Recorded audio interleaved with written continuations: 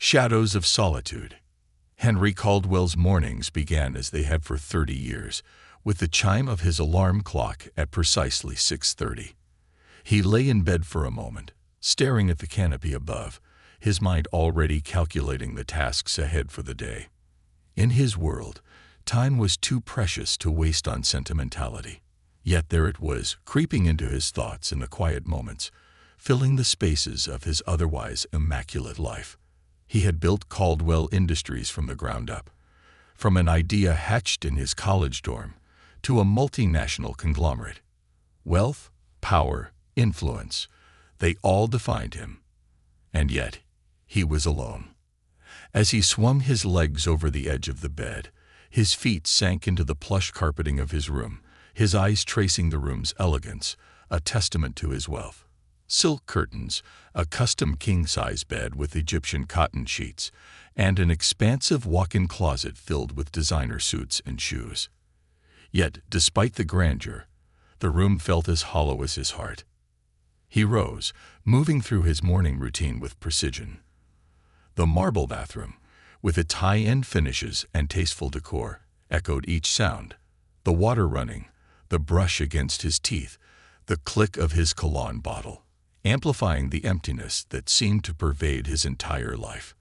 The only signs of life within the mansion were the occasional creaks of its old wooden frame, his footsteps, and the faint hum of the central air conditioning. After adjusting his silk tie, smoothing out non-existent wrinkles from his bespoke charcoal suit, he took a deep breath and made his way down the grand staircase. As he descended, his gaze fell upon a large portrait that hung in the center of the staircase wall, an image that stopped him in his tracks every morning without fail. His son, Michael, looked down at him, forever frozen in a smile that was both warm and gentle. Michael Caldwell had been the heart that had once brought warmth to this mansion, filling it with his laughter, his kindness, and his dreams that Henry had once considered naive. His son's life had been a study in contradictions to Henry's, a life dedicated to community, charity, and compassion rather than wealth and status. And though Michael had left the world too soon, the memories of him haunted every corner of the estate. The dining room, another echo chamber of silence, awaited him. The mahogany table that could seat 20 was set for one, with a plate of poached eggs, toast, and fruit, meticulously prepared by Mrs. Eleanor Grant, his housekeeper. Eleanor had been with him for more than 2 decades, her graying hair and kindly eyes a silent witness to the life of the man she served. "Good morning, Mr. Caldwell." She greeted him with her usual quiet deference, setting a steaming cup of black Colombian coffee before him. Henry merely nodded, his attention elsewhere. Mrs. Grant's eyes softened with a trace of pity as she watched him stare absently at his breakfast. She knew all too well the sadness that had settled over the household since Michael's passing. She remembered the joy that the boy had brought into Henry's life, the light he had been in this grand, often cold, mansion. But now, that light had dimmed, and with it, so had Henry's spirit. When his breakfast grew cold, untouched, Mrs. Grant approached, her voice barely disturbing the silence. "Will there be anything else, sir?" Henry shook his head, barely registering her presence. His mind was filled with memories of Michael, of Sunday breakfasts spent listening to his son's eager chatter about his latest projects, a youth mentorship program here, a community fundraiser there. How many times had he dismissed those conversations, too absorbed in his business dealings to realize the impact Michael was having on others? After a moment, he pushed back his chair and found himself standing outside a door he rarely opened, Michael's bedroom. His hand hovered over the brass doorknob, his heart heavy with an ache he had become all too familiar with. Taking a deep breath, he turned the handle and stepped inside, the faint scent of his son's cologne still lingering in the air, mingled with the mustiness of an unused room. Dust motes danced in the sunlight that filtered through the half-drawn curtains, illuminating a space preserved in time. Trophies lined the shelves, each one a testament to his son's achievements. But these were not the awards Henry had once hoped Michael would pursue. Instead of accolades from prestigious schools or corporate ventures, These trophies spoke of a different kind of success: Volunteer of the Year, Youth Leadership Award, Community Service Excellence. They were symbols of a life Henry had never truly understood. Michael's desk was cluttered with remnants of his passions: books on social justice, articles on education reform, and handwritten notes for future projects. There was a photo of Michael at a local youth center, surrounded by a group of smiling children. Henry felt a lump rise in his throat as he realized he had never attended any of these events, never seen his son in action, inspiring those around him. He had always considered Michael's ideals as impractical, even frivolous, dismissing them in favor of a future he had envisioned for him in the corporate world. He picked up a photo that sat in a small silver frame. It was a snapshot from years ago of him and Michael on a beach, building a sandcastle. Michael couldn't have been more than 7 years old, his face alight with pure, unfiltered joy. Henry remembered that day vividly.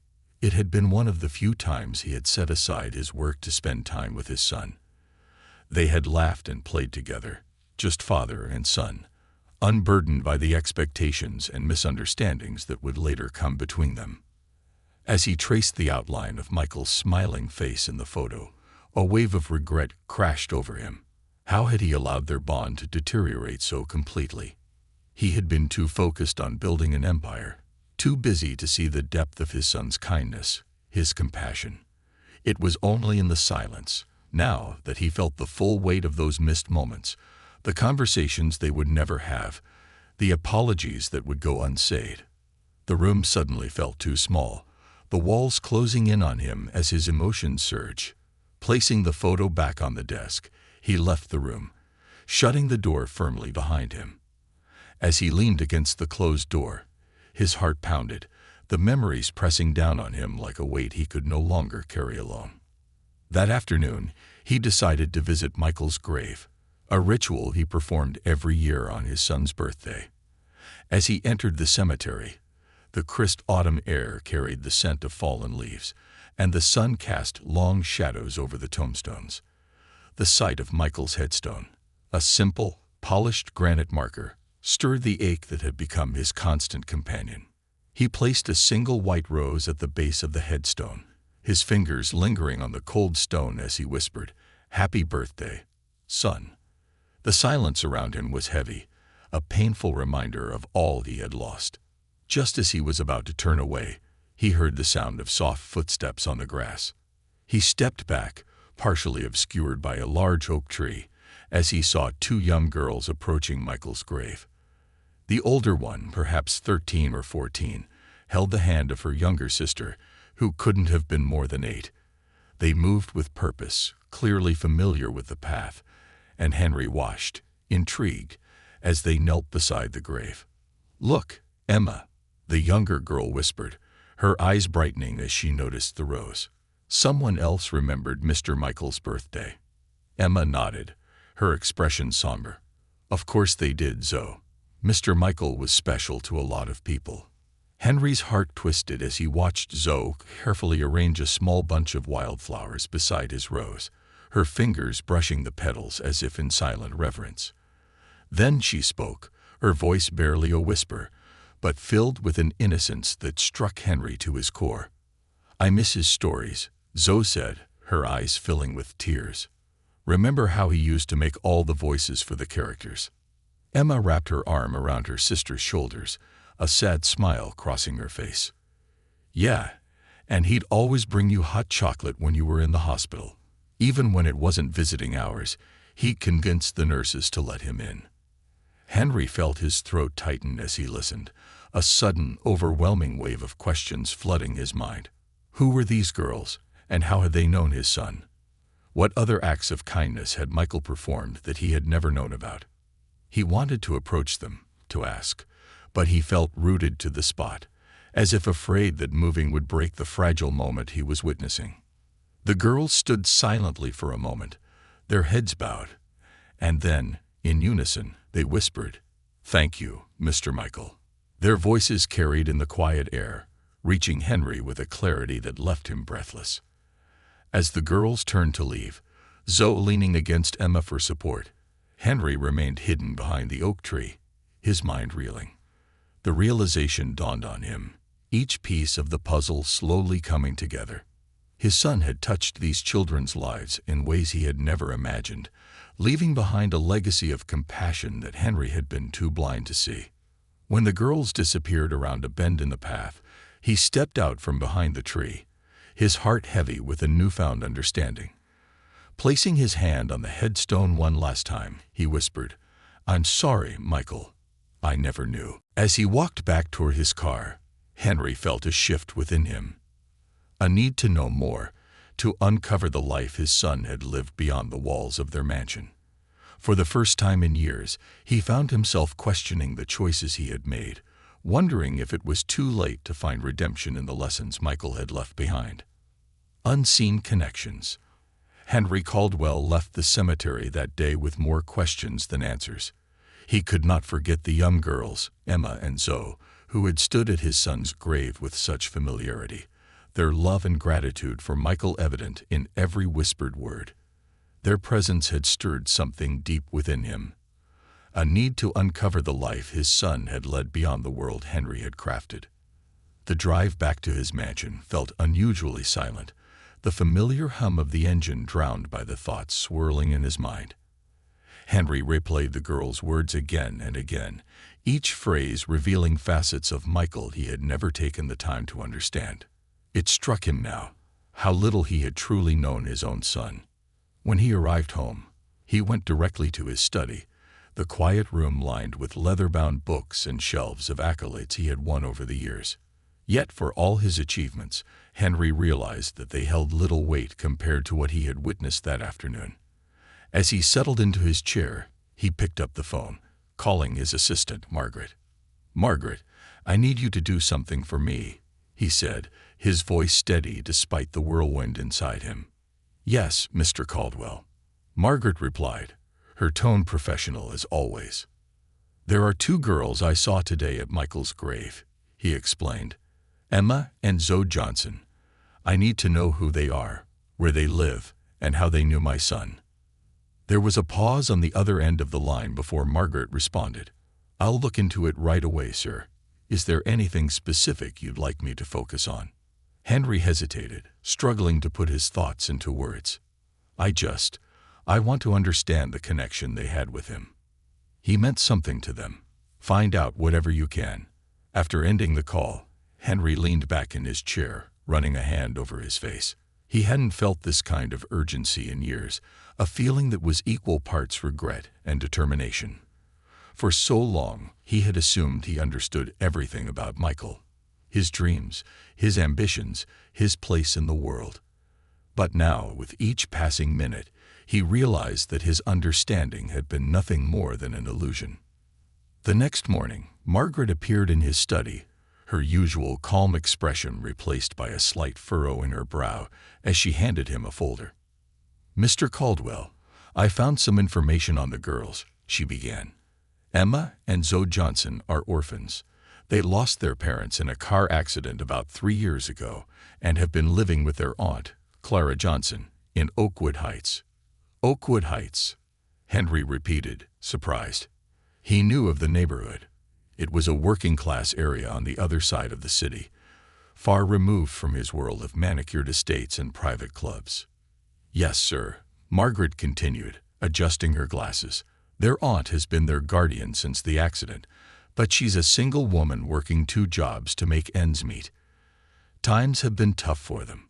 Henry absorbed this information in silence, feeling an unexpected wave of sadness for the 2 girls. In his mind, he could still see the way they had looked at Michael's grave, the gratitude and affection in their expressions. He glanced down at the file, a nagging feeling in his chest that he couldn't ignore. "What else did you find?" he asked. Margaret cleared her throat, flipping open her notepad. "It seems that Michael was involved in a city youth program, one that pairs mentors with children who need guidance or support. He worked with Emma and Zoe for nearly 2 years, helping them with school, attending their events, and even covering medical expenses for Zoe when her aunt couldn't afford them." Henry's grip on the file tightened. His son had not only known these girls, He had invested in their lives, offering them the kind of support and love Henry had always withheld. He felt a pang of guilt, realizing that Michael had been more than a son. He had been a mentor, a protector. And he, Michael's own father, had known nothing about it. Margaret continued, sensing his silence. "There's more, sir. I accessed some records from the youth program, and it appears that Michael donated a substantial amount to a medical fund for Zoe. She has a heart condition that requires regular treatment, and he was committed to making sure she received the care she needed." Henry leaned back, overwhelmed. His son, whom he had always seen as somewhat idealistic, had shown more courage and empathy than he had ever known.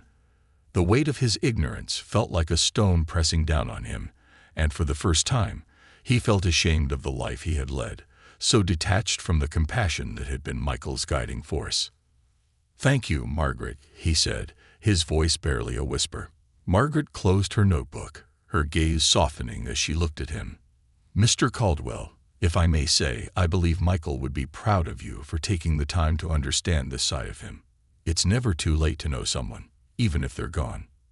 He nodded, the sentiment landing heavily in his heart.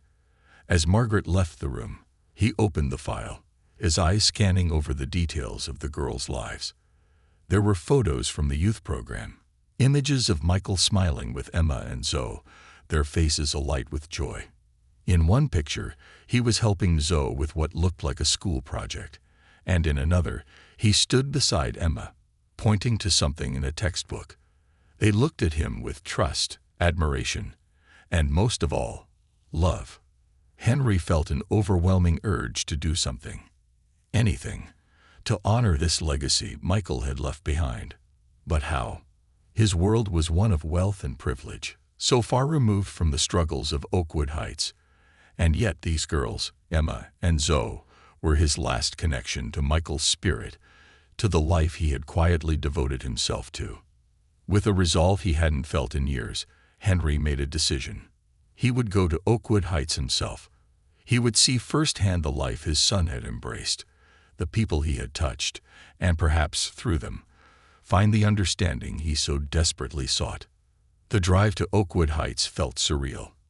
As he approached the neighborhood, the streets became narrower, lined with modest homes and apartment buildings, many in need of repairs.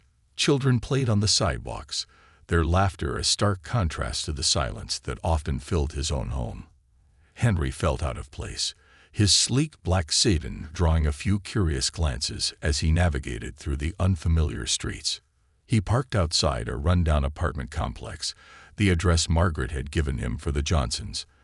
He took a deep breath, feeling a sense of trepidation he hadn't felt in years. The world outside his window was one he had never known, vibrant but worn, resilient yet fragile. As he made his way up the cracked concrete steps, a sense of humility washed over him. Here, in this place so far from his reality, his son had found a purpose, a life he had never understood. He reached the door to apartment 3B and knocked, his heart pounding. After a few moments, the door opened and Henry found himself face to face with Clara Johnson, a woman in her late 50s with tired eyes and a warm smile. She looked at him with a hint of curiosity and caution, her expression shifting when she recognized who he was. "Mr. Caldwell?" she asked, her voice a mix of surprise and uncertainty. "Yes, Ms. Johnson," he replied, his voice more humble than he had intended. I'm Michael's father. I know this may be unexpected, but I wanted to meet you and the girls. I'd like to understand the connection you had with my son." She studied him for a moment, her gaze softening as she took in his sincerity. "Please, come in," she said, stepping aside. The apartment was small but well kept, with worn furniture and walls adorned with family photos. It was a stark contrast to the opulence of his mansion, but it held a warmth that felt unfamiliar yet comforting. As he stepped inside, he saw Emma and Zoe sitting at the kitchen table, their eyes widening in surprise when they saw him. Emma stood first, her expression a mixture of curiosity and caution, while Zoe clutched a book in her hands, looking up at him with wide, innocent eyes. "Mr. Caldwell?" Emma asked, her voice quiet. Henry smiled, his gaze softening as he took in the two girls who had known his son better than he ever had. "Please, call me Henry. I wanted to meet you. I've heard so much about both of you." They exchanged a glance, and Zoe's face brightened as she recognized him from the cemetery. "You're Michael's dad," she said, her voice filled with a mixture of awe and sadness. "He used to tell us stories about you." Henry's heart clenched at the thought of Michael speaking of him to these girls, sharing parts of his life he had never known. "Yes, I am," he replied, his voice thick with emotion. "And I came here to learn more about him, to understand the life he led, the life I never took the time to know." As they settled around the small kitchen table, Clara made tea, her hands moving deftly as she listened to Henry explain his purpose. Emma and Zoe watched him intently, their expressions open and sincere. He could see Michael's influence in the way they carried themselves, in the kindness that seemed to radiate from them. Over the next hour, they shared stories of Michael. The way he had helped Zoe with her math homework, the times he had brought Emma books to encourage her dreams of becoming a teacher, and the countless ways he had been there for them when their world had fallen apart. Henry listened, each story revealing another layer of his son's kindness, each word piercing his heart with both pride and regret. As they spoke, he realized something profound.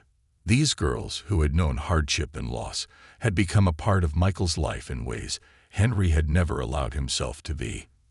Through their eyes, he saw the man his son had become, a man who had found joy in giving, who had understood the true value of compassion. By the time he left, Henry felt a change within himself, a new understanding of the legacy Michael had left behind. He had come here to find answers, but he had found something far greater, a purpose, a way to honor his son's memory. As he walked to his car, he looked back at the modest apartment, a sense of clarity settling over him. Michael had built something far more valuable than any empire, a family of the heart, connected not by blood, but by love and kindness. And now, as Henry stood on the threshold of his own transformation, he knew what he had to do. He would dedicate himself to the work Michael had started.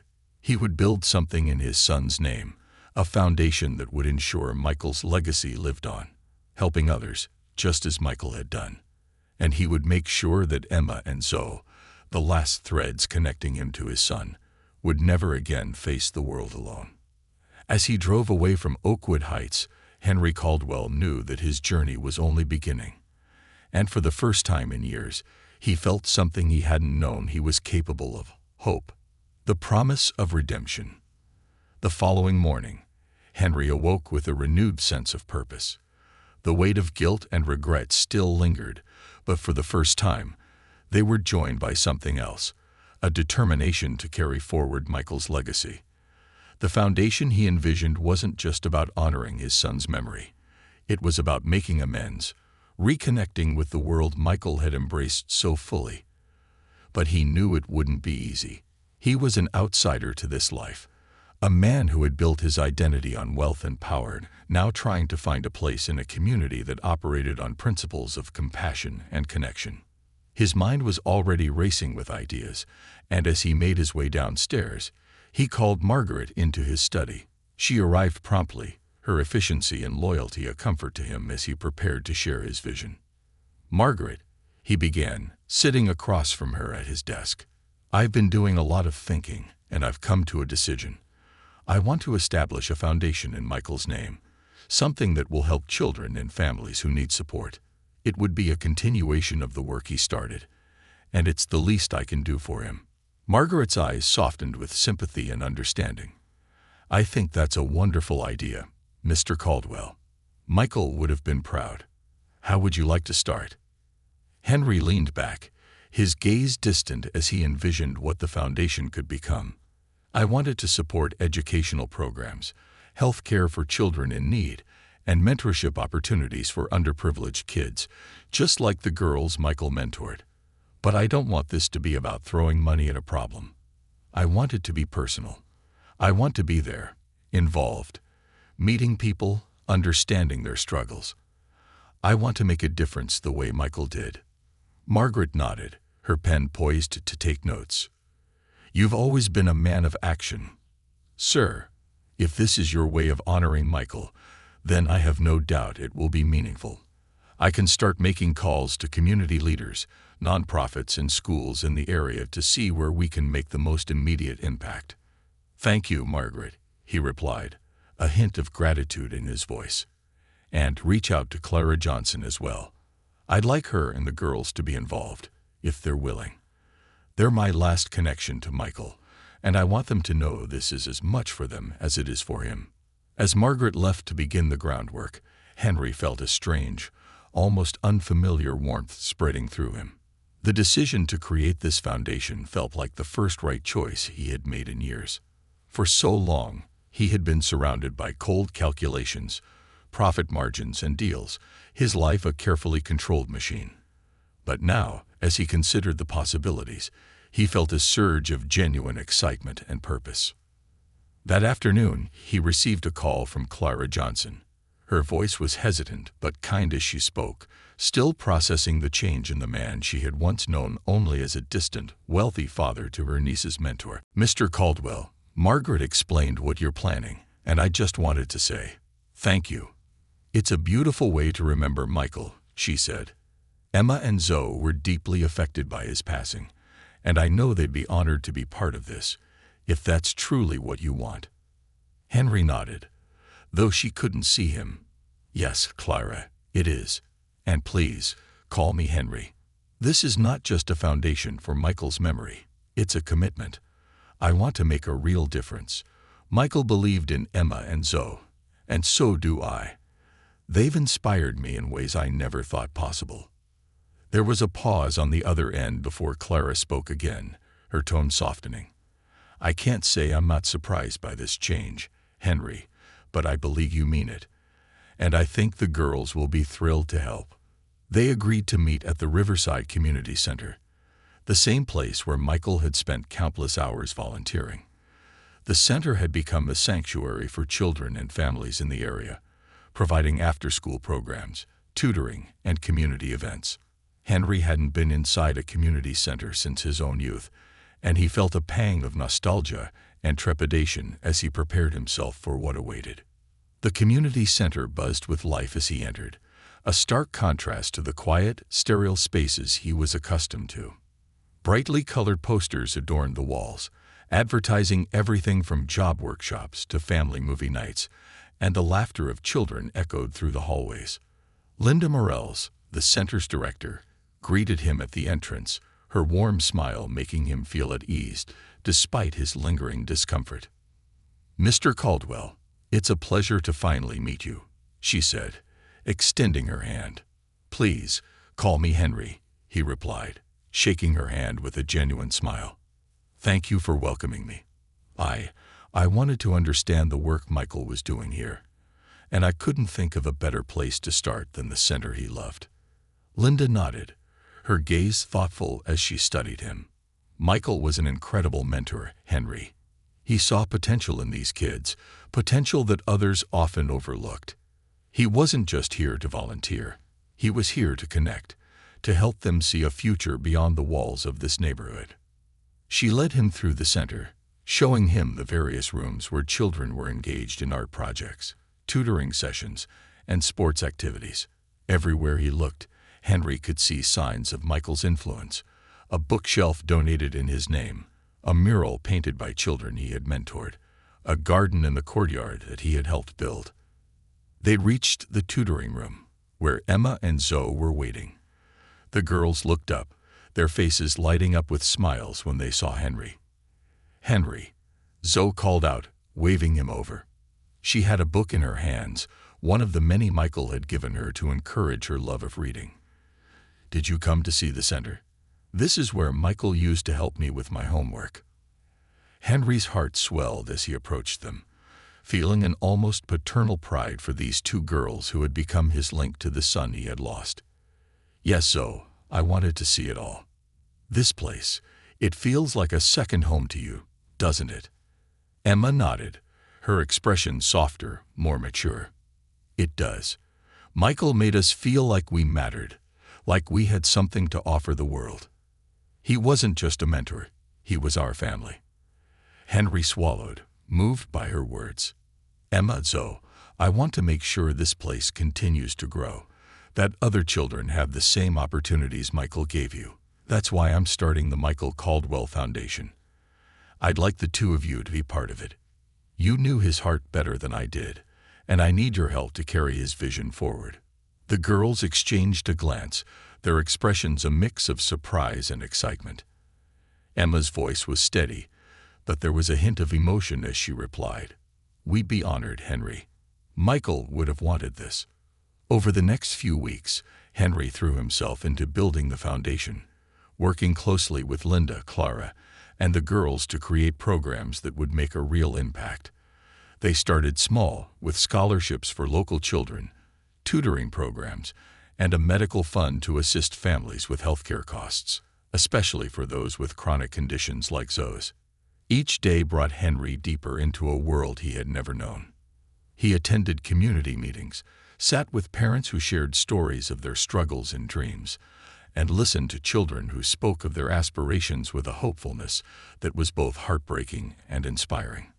The more he immersed himself in this life, the more he understood Michael's passion, the more he saw his own ignorance in having dismissed it as idealism.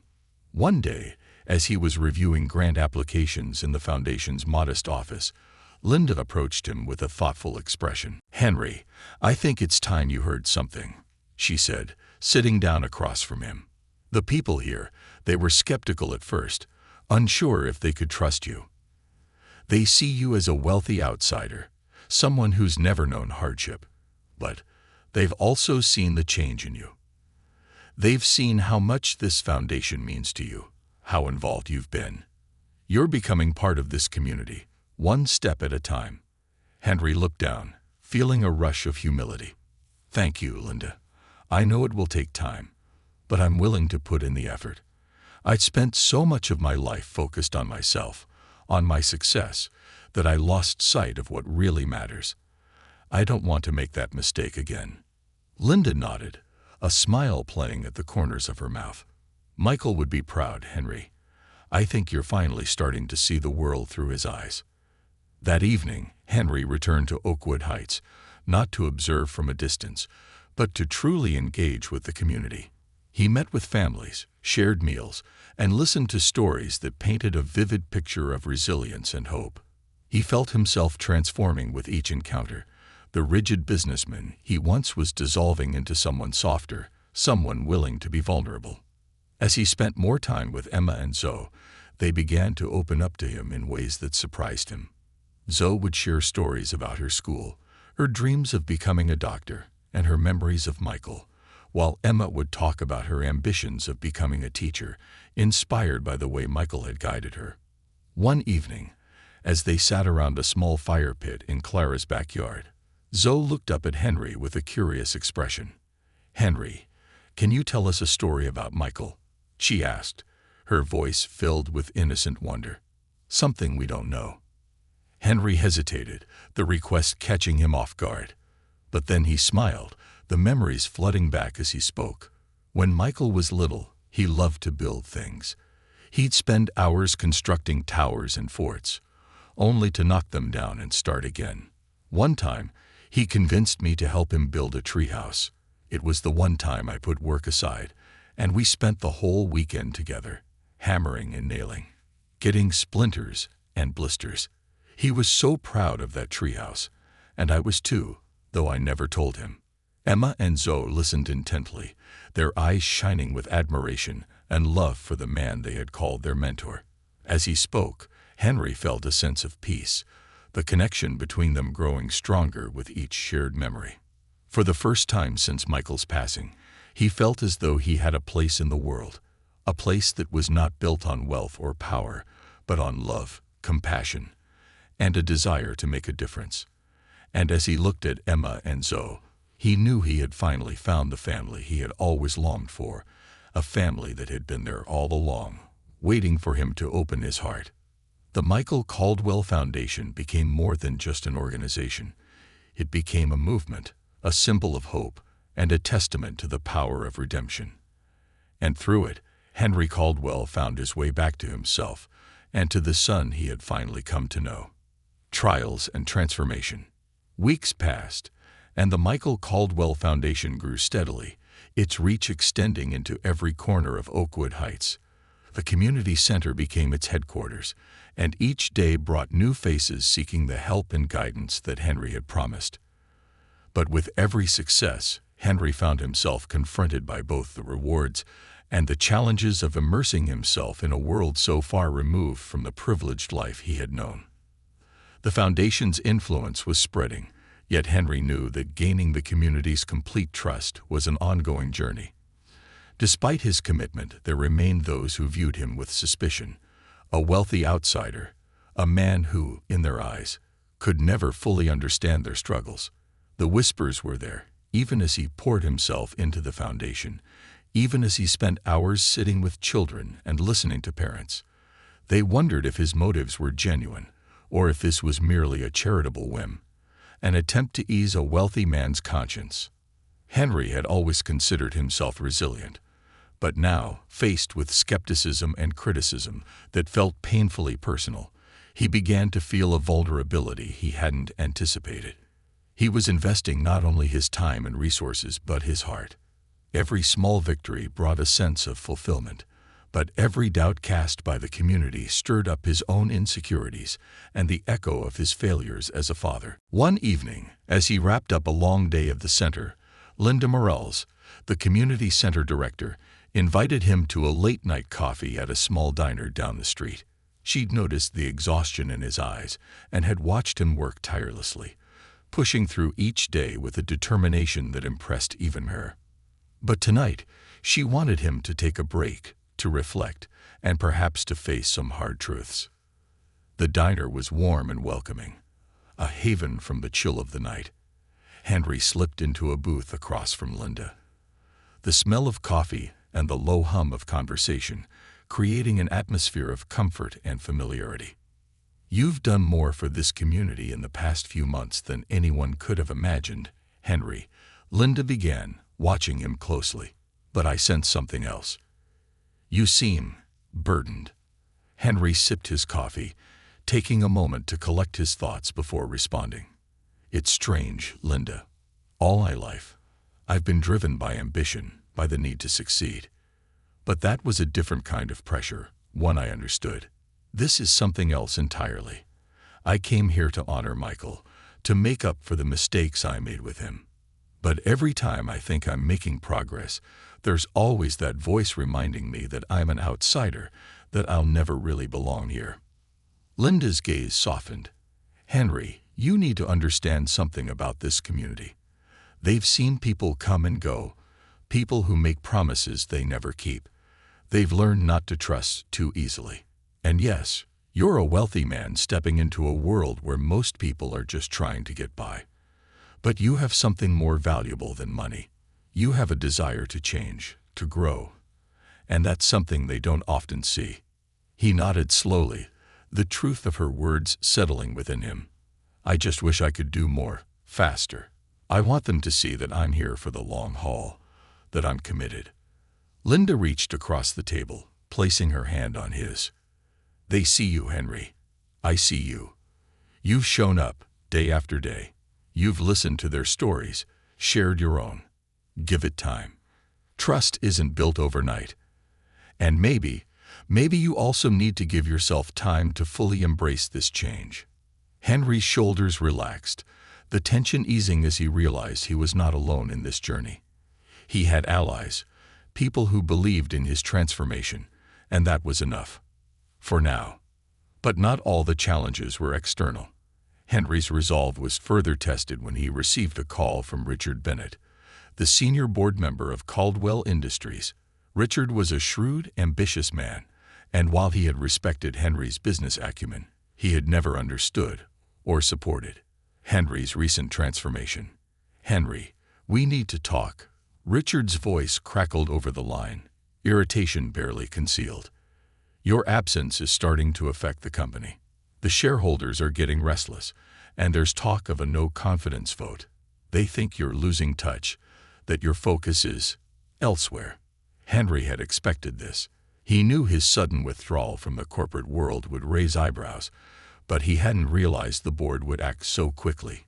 His position as CEO, the company he had built over decades, was slipping through his fingers.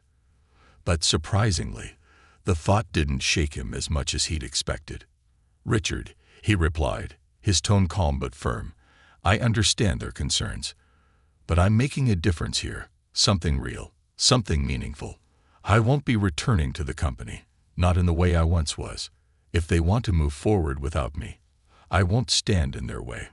There was a long pause, and when Richard spoke again, his tone was incredulous. "Henry, you're talking about leaving everything we built. The wealth, the influence. Are you really willing to throw it all away for this charity project?" Henry took a deep breath, his gaze drifting to a photo of Michael that sat on his desk, his son's smile a reminder of the life he had lost and the purpose he had finally found. "Yes, Richard," he said, his voice steady. "I am. Because for the first time in my life, I understand what it means to build something that matters." Richard's sharp intake of breath was audible. "Then this is goodbye, Henry. The board will proceed with the vote, and I can't promise it'll be in your favor." Henry hung up, his heart heavy yet resolved. The corporate empire he had built was slipping away, but he felt no regret, no fear. Instead, there was a calm certainty that he was exactly where he was meant to be. That same evening, Henry decided to share his decision with Clara, Emma, and Zoe. They had become a new family to him, and he wanted them to know the truth, that he was fully committed to them, to the foundation, and to the life he had chosen. As they gathered in Clara's modest living room, he took a deep breath, looking at the faces of the three people who had transformed his life. Zoe sat cross-legged on the floor, her face bright with curiosity, while Emma and Clara listened intently, sensing the weight of his words. "I need you all to know something," he began, his voice soft but determined. "I've chosen to step away from Caldwell Industries. The board may replace me as CEO, but that's all right. I'm here with you. This foundation, this community, this is my purpose now." Emma's eyes widened, a mixture of surprise and admiration flickering across her face. "Henry, you're giving up so much. Are you sure?"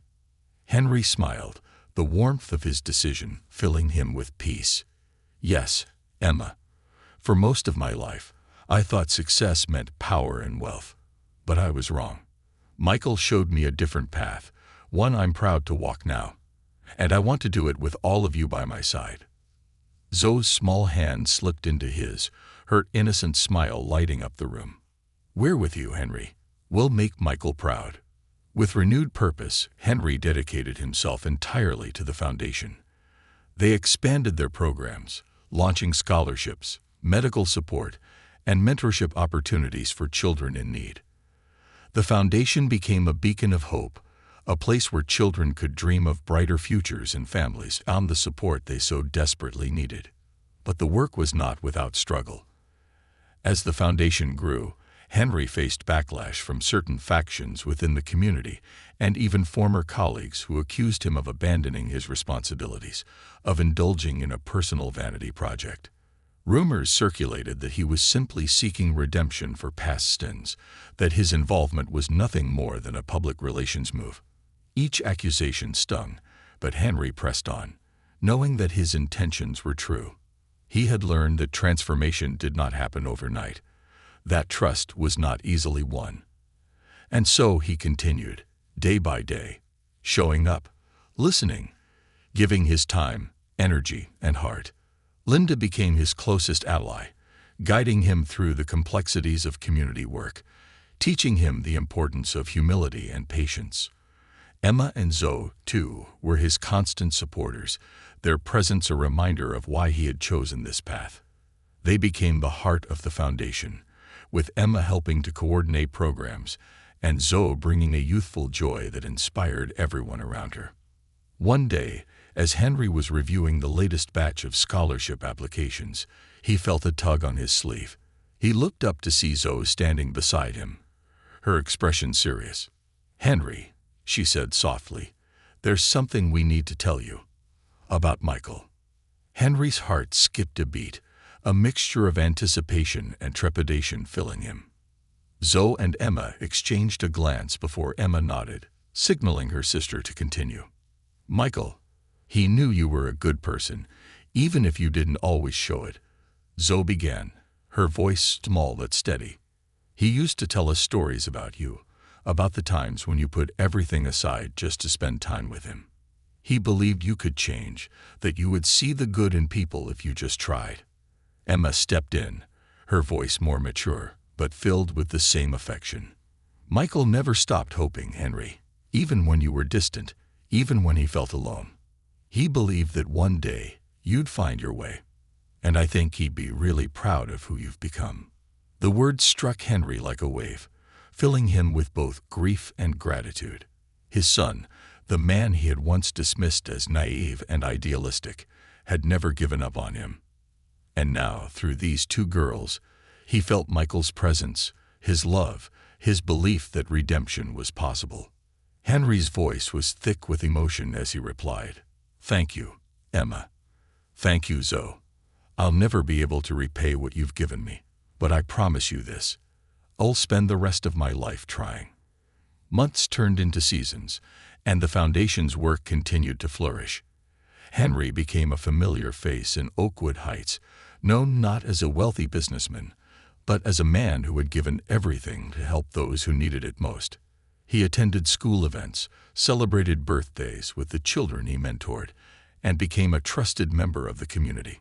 The board of Caldwell Industries eventually voted to replace him, and his company, his life's work, was no longer his. But Henry found that he had no regrets. For in leaving behind the world he had once ruled, he had gained a new family, a new purpose, and a legacy far more meaningful than any empire. One evening, as he stood outside the community center, watching as families arrived for the Foundation's annual scholarship ceremony, Henry felt a deep sense of peace. This was his true success, his redemption, his chance to live the life Michael had always believed he could lead. As Emma and Zoe joined him, their smiles bright under the twinkling lights strung across the center's entrance, Henry realized that he had found his place in the world. And though he had taken the long road to get here, he knew, finally, that he was exactly where he was meant to be. The tides of trust. As winter settled over Oakwood Heights, the Michael Caldwell Foundation became a pillar of support, its reach spreading further into the community than Henry had ever anticipated. Each day brought new families to the center, people seeking guidance, help, and hope. But while the foundation was flourishing, the challenges continued, and Henry found himself facing the most difficult tests of his commitment yet. The tension within the community, though it had eased, had not entirely disappeared. There were still whispers, families who kept their distance, people who questioned Henry's true intentions. Some saw his transformation as a passing phase, a wealthy man's indulgence that would wane with time. Others worried that his sudden departure from Caldwell Industries left him in an unstable position to lead a foundation of such importance. One particularly frigid morning, Henry received a call from Reverend Elijah Marks, the respected pastor of Oakwood Heights Community Church. Reverend Marks had been a quiet supporter of the Foundation's work, but had largely kept to himself, watching Henry's efforts from a distance. "Henry, I'd like you to join us at the church for a community meeting tomorrow evening," Reverend Marks said, his voice calm but serious. "There are people who have concerns, and I think it's time we address them openly." Henry agreed, sensing the gravity of the invitation. The community meeting was an opportunity to connect with those who remained hesitant, but it was also a chance to defend his dedication to the Foundation. He spent the rest of the day preparing, reviewing the Foundation's achievements, the lives they had touched, and the impact they had already made in the community. When the night of the meeting arrived, Henry stood outside the small weathered church, feeling a mixture of anticipation and anxiety. The building was modest, its white paint peeling in places, but it was filled with the warmth of decades of shared stories, celebrations, and resilience. As he stepped inside, He was greeted by familiar faces, people he had come to know through his work with the foundation. But there were also new faces, people who had yet to trust him, who eyed him with skepticism as he took his place near the front. Reverend Marks addressed the gathering, his deep, steady voice filling the room. "We're here tonight because this community has been going through a time of change," he began. "The Michael Caldwell Foundation has brought support, opportunity, and hope to many, but I understand that some of you still have concerns. Mr. Caldwell has agreed to join us tonight to speak openly, and I ask that we listen to him with the same respect that we would extend to one another." Henry stood, his gaze moving across the room. He could feel the weight of their scrutiny, the guarded expressions of those who doubted him, but he knew he had to face their concerns head-on. Taking a deep breath, he began. "I know that many of you still question my intentions," he said, his voice steady but vulnerable. "I came here from a world far removed from yours, a world where success was measured in numbers, where the only connection I had to people was through deals and contracts. But I lost my son, Michael, because I chose that world over the things that truly matter. It took losing him for me to realize the life I was living was hollow, empty. And it was in this community, through people like Emma and Zoe, that I finally saw the truth."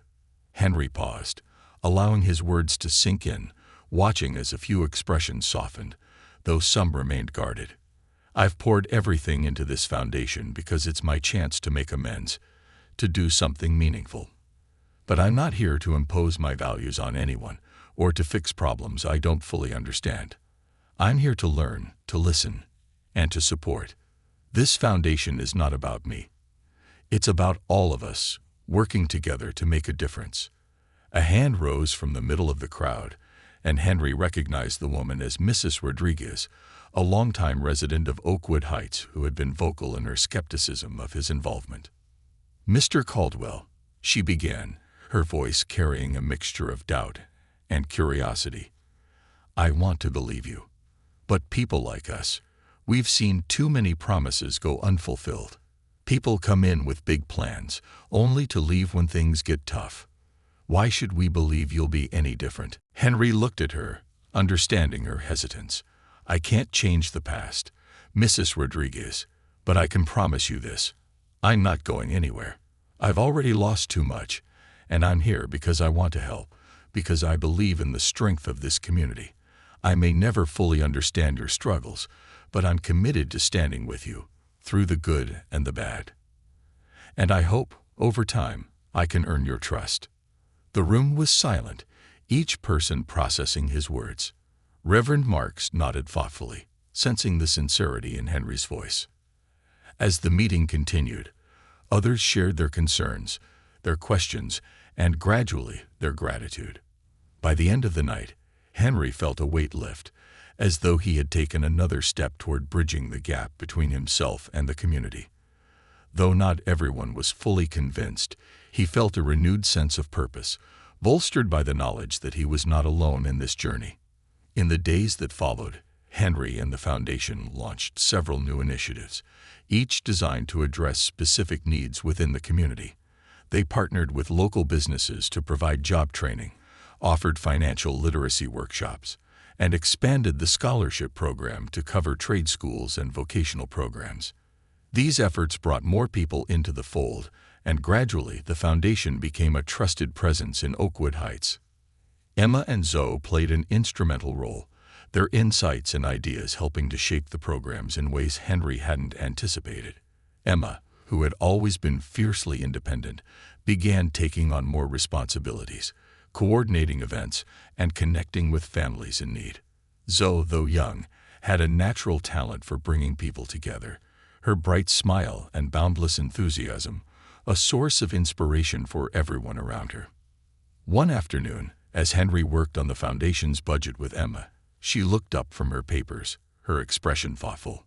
"Henry, I know this foundation was started to honor Michael, but I think you're becoming more than just his legacy. You're becoming part of this community in your own right." Henry smiled, touched by her words. "Thank you, Emma. That means more to me than you know. I came here thinking I could make up for my mistakes, that I could somehow redeem myself. But the truth is, I'm the one who's been transformed. You and Zoe, everyone here, you've given me a second chance, one I don't take for granted." Emma nodded, a hint of pride in her gaze. "Michael would be proud of you, Henry. I think he always knew you were capable of this, even when you didn't see it in yourself." They worked in comfortable silence, a bond of trust and understanding growing between them.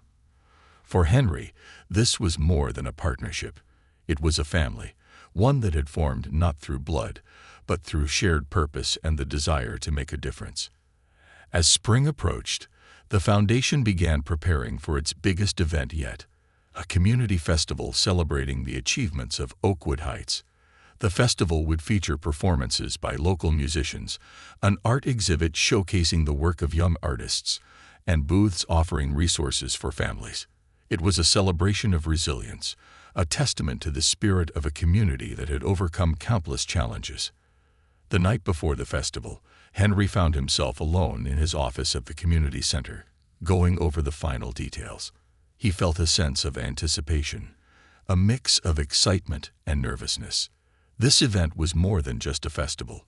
It was a symbol of the foundation's commitment, a promise to the people of Oakwood Heights that they were in this together. As he sat back, reflecting on the journey that had brought him here, he was interrupted by a soft knock on the door. Looking up, he saw Clara Johnson standing in the doorway, her expression warm. "Clara, please, come in," he said, gesturing to the chair across from him. She sat down, her hands folded in her lap, as she regarded him with a gentle smile. "I just wanted to say thank you, Henry, for everything you've done, for the girls, for the foundation. I know this hasn't been easy, but you've made a real difference here." Henry looked down, his heart swelling with gratitude. "I owe everything to them, to you. You trusted me when I didn't deserve it, and you showed me what it means to truly belong. I'll never be able to repay that." Clara reached across the desk, placing her hand on his. "You've already repaid it, Henry, by showing up every day, by giving your heart to this community. We see the change in you, and we know it's real." They sat in comfortable silence, two people from different worlds bound by a shared love for the same family. And in that moment, Henry realized that he had finally found his place, that he had earned a place in the lives of the people he had come to care for. The day of the festival dawned bright and clear, the sky a brilliant shade of blue as families poured into the community center grounds. The air was filled with laughter, the smell of food, and the lively sounds of children playing. Booths lined the walkways, each one staffed by foundation volunteers and community members, offering everything from health screenings to job placement assistance.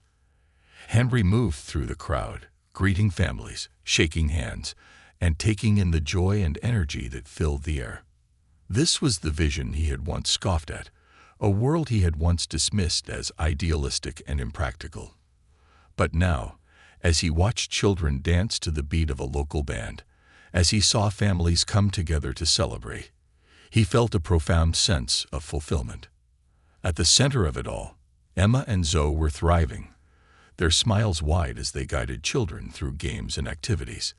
They had grown so much in the past months, blossoming into young women who carried Michael's spirit with them. They were his greatest legacy, and Henry knew that, in many ways, they had become his as well. As the sun began to set, casting a warm glow over the festival, Reverend Marks took the stage to address the crowd. His voice was filled with pride as he spoke of the community's achievements, the resilience that had brought them through difficult times, and the future they were building together. And none of this would have been possible without the dedication of one man, Reverend Marks said, his gaze moving to where Henry stood near the front of the crowd. "Henry Caldwell came to us as a stranger, but he has become one of our own. His journey has been one of redemption, transformation, and love, and we are grateful for his presence, for his commitment, and for his heart." The crowd erupted into applause, their faces lit with gratitude and respect. Henry felt a wave of emotion wash over him, his heart swelling with pride and humility. He had come here seeking redemption, But he had found something far greater: a family, a purpose, and a place to call home. As the festival drew to a close, Henry stood with Emma and Zoe, their hands clasped in his as they looked out over the crowd.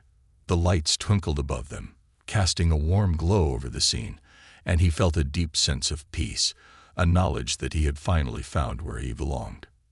In that moment, surrounded by the people he had come to love, Henry knew that Michael's legacy would live on, not just through the foundation, but through every life they touched, every dream they helped realize, and every heart they inspired. And he knew, beyond any doubt, that he was finally the man his son had always believed he could be, a legacy beyond measure. With the community festival behind them, life at the Michael Caldwell Foundation found a steady rhythm. Henry, Emma, Zoe, and Clara continued their work, supporting the families of Oakwood Heights, while also expanding their reach to other neighborhoods. The foundation had become a lifeline, not just for those who sought its services, but for Henry himself, who found new meaning and purpose in the work he once would have dismissed. But as the foundation grew, so did its challenges. Henry's departure from Caldwell Industries had been swift and public, leaving his former colleagues and the board grappling with the shift in leadership. Rumors of corporate scandals, financial mismanagement, and strategic blunders began to surface. Investors grew anxious, and the company's reputation, once pristine, started to falter. Every now and then, Henry would hear about the turmoil through former colleagues or in the press. But he had made his choice, and he knew his path lay with the foundation and the community he now considered family. One crisp autumn morning, as Henry prepared for a board meeting at the foundation, he received an unexpected visitor, Richard Bennett. His former board member, once an ally and friend, now stood before him, looking wearier and more humble than Henry had ever seen him. "Henry, I need to speak with you," Richard began, his tone unusually soft. "May I come in?" Henry studied him for a moment, then gestured for him to sit. Richard lowered himself into the chair opposite Henry, his gaze moving around the modest office, taking in the framed photos of children, the certificates of appreciation from local schools, and the community awards that adorned the walls. "Caldwell Industries is struggling, Henry," Richard said after a long pause, his voice tinged with regret. "We thought we could manage without you, that the company would run itself. But it's not the same. Without your leadership, things have fallen apart. We're losing clients, hemorrhaging money. And," he hesitated, glancing at Henry, "I came here to ask if you'd consider coming back. The board wants you to return, to help us rebuild. We need you." Henry listened, his expression calm but resolute. It was a moment he had anticipated, yet hearing Richard's words brought a surprising clarity. The old Henry would have leaped at the chance, his mind already calculating strategies, envisioning the path to power and control. But now, as he sat in his simple office, surrounded by symbols of a life built on compassion and connection, he felt only a quiet resolve. "Richard," he began, his tone gentle but firm, "I appreciate you coming here. I know it couldn't have been easy. But I've made my choice. I'm not the same man who built that company, and I don't want to be." Richard's eyes narrowed, confusion flickering across his face. "But Henry, you built Caldwell Industries from the ground up. It's your legacy. Are you really willing to let it crumble?" Henry looked out the window, his gaze resting on the playground where children from the neighborhood played, their laughter drifting through the air like music. "Caldwell Industries was my legacy," he said slowly, "but it's not anymore. My legacy now is this foundation, these people. My life has become about more than profits and board meetings. I've learned that true success is measured not by wealth, but by the lives we touch, the dreams we help build." Richard shifted uncomfortably, glancing at the photos on the walls, his expression softening as he began to understand. "You really have changed, haven't you?" Henry nodded, a faint smile playing at the corners of his mouth. "Yes, I have. And it's the best decision I ever made." They talked for a while longer, with Richard asking about the foundation, about Emma and Zoe, about the community. By the time he left, he seemed a different man, humbled by Henry's journey, and perhaps even inspired by the life Henry had chosen. As Richard walked away, Henry felt a sense of closure, a final step in letting go of the life he once lived. He had given everything to that company, but he knew, with unwavering certainty, that he was right where he belonged. In the weeks that followed, the foundation continued to expand. Henry and his team launched new programs, including a partnership with local schools to provide mental health support for students and a job placement initiative for young adults. The work was relentless, and the challenges were many, but with each step forward, Henry felt a deeper sense of fulfillment than he had ever known. One evening, after a long day of meetings, Henry found himself sitting in the community center, watching as Zoe helped a group of younger children with an art project. She had taken to mentoring them just as Michael had once mentored her, and Henry could see how much she loved it. Her face lit with joy and pride as the children held up their creations for her approval. Emma joined him, settling into the chair beside him with a tired but contented sigh. She had grown into a strong, compassionate young woman, her leadership qualities emerging in ways that made Henry immensely proud. She had started taking night classes at a nearby college, working toward her dream of becoming a teacher, and Henry was grateful that he could support her journey in a way he had failed to support Michael's. "Look at her," Emma said, smiling as she watched her sister with the children. "She's so happy here." Henry nodded, a warmth spreading through him. "She's amazing, Emma. Just like you. You both are." Emma looked at him, her expression thoughtful. "Henry, you know, Zoe and I, we talk about you a lot, about everything you've done for us, and we know that none of this would have happened if Michael hadn't believed in you. He always saw the best in people, and he saw the best in you, even when you didn't." Henry felt a lump rise in his throat, the familiar ache of grief tempered by gratitude. "I know, Emma, and I'll spend the rest of my life honoring that. I may never be able to fully make up for the time I lost with him, but through this foundation, through you and Zoe, I feel closer to him than I ever did before." Emma reached over, taking his hand. "Your family, Henry, you always will be." As winter approached, the foundation prepared for its annual holiday event, a celebration designed to bring the community together and provide gifts, meals, and winter essentials for families in need. The event had become a cherished tradition, a time when people from all backgrounds came together to share in the spirit of generosity and unity. Henry took on the preparations with renewed vigor, determined to make this year's celebration the best yet. He organized volunteers, reached out to local businesses for donations, and even enlisted Zoe's help to create handmade cards for each family that would attend. The night of the event, the community center was transformed into a winter wonderland, with twinkling lights, holiday decorations, and tables piled high with food and gifts. Families arrived in droves, their faces lit with excitement and gratitude as they joined in the festivities. As Henry moved through the crowd, greeting families, handing out gifts, and watching children's faces light up with joy, he felt a profound sense of peace. This was what he had been searching for all along, a way to give, to connect, to belong. At one point, he found himself standing alone by the entrance, watching as Emma and Zoe laughed with a group of friends, their happiness a reflection of everything the foundation had come to mean to them. Clara joined him, her hand resting on his shoulder as she looked out at the scene with a proud smile. "You've done something incredible here, Henry," she said softly. "I don't think even Michael could have imagined what this foundation would become." Henry nodded, his heart full. "It's more than I ever dreamed, Clara. And it's all because of him, because of you, because of this community." They stood in companionable silence, two people bound by love and loss, united by a shared purpose. For Henry, this moment was a culmination, a realization that he had finally found his place, his true legacy. As the event wound down and families began to leave, Zoe tugged at Henry's sleeve, her eyes bright with excitement. "Henry, we have a surprise for you," she exclaimed, pulling him toward the front of the room where a small group of children waited, each holding a piece of construction paper covered in colorful drawings. Emma joined them, a proud smile on her face. "We wanted to thank you for everything you've done. So we made something special." The children handed him the papers, each one depicting the scene from the foundation's work.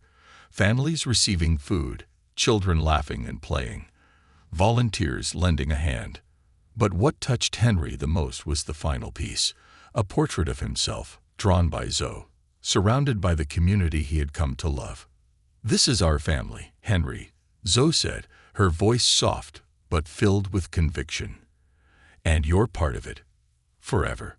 Henry's heart swelled, and he felt tears prick at his eyes. He looked at each child, each smiling face, each symbol of the life he had embraced, and he knew that he had finally found the redemption he had been seeking. As he knelt down to hug Zoe, Emma, and the children, he felt a profound peace settle within him. The journey had been long and difficult, but it had brought him here, to a place of love, acceptance, and belonging. He was no longer just Henry Caldwell, the businessman. He was Henry, the father figure, the mentor, the friend. And in this community, in this family, he had found a legacy beyond measure, a legacy built not on wealth or power, but on compassion, resilience, and the unbreakable bonds of love. In the months that followed, the foundation continued to grow, its impact reaching far beyond Oakwood Heights. Henry became a well-known figure, not just for his work with the foundation, but for the transformation he had undergone. He spoke at schools, attended community events, and shared his story with others, hoping to inspire people to find their own path to redemption, to see that it was never too late to change. And through it all, he kept Michael's memory close, a guiding light that led him forward, a reminder of the love that had sparked his journey. He had found his way, and he knew that as long as he continued to honor Michael's vision, his legacy would live on, not in buildings or bank accounts, but in the hearts and lives he had touched. For Henry Caldwell, this was true success, a life well lived, a legacy built on love. And as he looked out at the community he had come to call home, he knew that he had finally found everything he had ever wanted, a family, a purpose, and a place in the world where he truly belonged.